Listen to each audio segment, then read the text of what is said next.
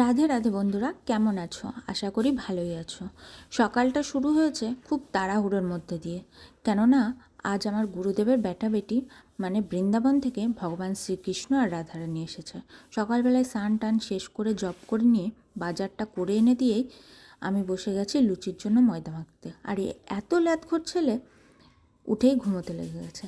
এই যে আজ আমার ঘরটা যেন একদম পরিপূর্ণ হয়ে গেছে।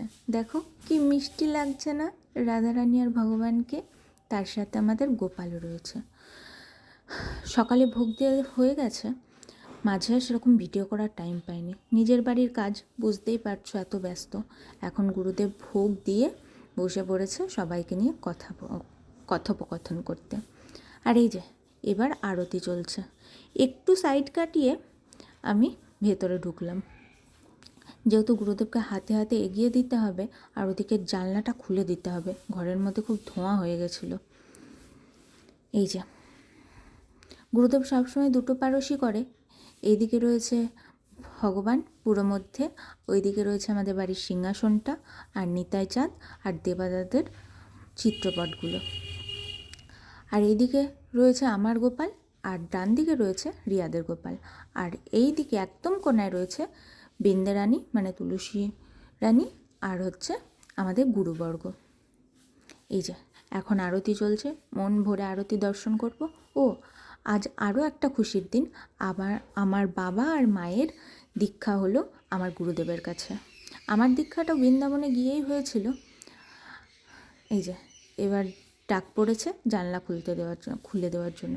এই যে জানলাটা খুলে দিয়ে আমি এবার ঘরের মধ্যে জায়গা পেয়ে গেছি, দাঁড়িয়ে গেছি। ওখানে গুরুদেবকে সব কিছুর জন্য, আরতির জন্য সব কিছু জোগাড় করে দিয়েছি।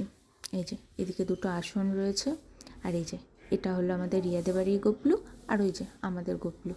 আজ আমাদের বাড়ির যেরকম মানুষগুলো অবস্থা সেই রকমই অবস্থা হয়েছে। মালাই দিতে পারিনি।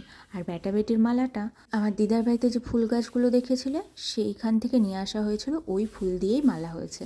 আর নিতাই চাঁদ আর গিরি গোবর্ধনের মালাটা আমি করেছি। এই যে প্রায় আরতি শেষ, এখন শুধু পাখা আর চামর বাকি আছে। আরতিটা দেখতেও শান্তি লাগছিল, মন ভরে ওইটুকু টাইম আরতিই দেখেছি, আর কোনো দিকে যায়নি। যাওয়ার কোনো প্রশ্নই ওঠে না, কারণ সেরকম কাজই ছিল না। এত মিষ্টি লাগছে না। তারপরে রাত হলে তারপরে আবার বিদায় জানিয়ে দিতে হবে। যাই হোক, এক সপ্তাহ জুড়ে আমাদের কাছে বেটাবেটি ছিল, মানে গুরুদেবের বেটাবেটি। এত আনন্দ হয়েছে না, সে আমার বাড়িতে থাকুক বা অন্য কারোর বাড়িতে। এরপরে আছে আমাদের একটা দিদিদের বাড়িতে, তারপরে আছে দেবাদাদাদের বাড়িতে, আর তারপরে রয়েছে রিয়াদের বাড়িতে। ওখানেই 3-4 দিনের ব্যাপার। এই যে হয়ে গেছে আরতি, এবার শান্তি জল দেবে।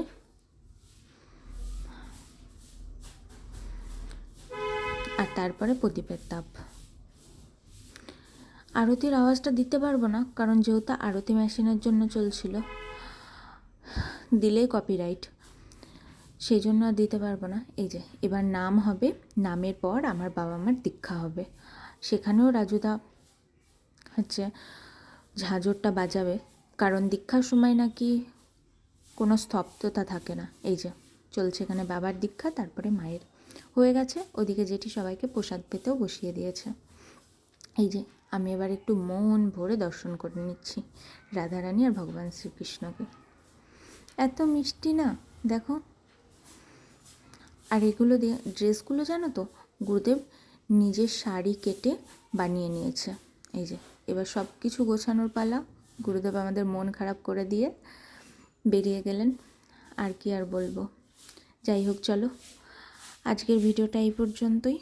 সব ভিডিও ক্লিপ নিতে পারিনি, আমার ঘরটাও ফাঁকা হয়ে গেছে। বাবা আর মাকে জব করতে বসিয়েছি, কালকে শুরু হবে আমাদের এই ঘরটা গোছানো। এই যে সব জিনিস রেখে গেছে, যেহেতু আবার পাটিকা বাড়িতেই ফিরবে, সেই জন্য গুরুদেব বলল জিনিসগুলো যেন আমি সময় মতো পৌঁছে দিই, সব গুছিয়ে পৌঁছে দেবো। আর এই শাড়িটা গুরুদেবের বেটা বেটিকে এবার দিলাম। চলো।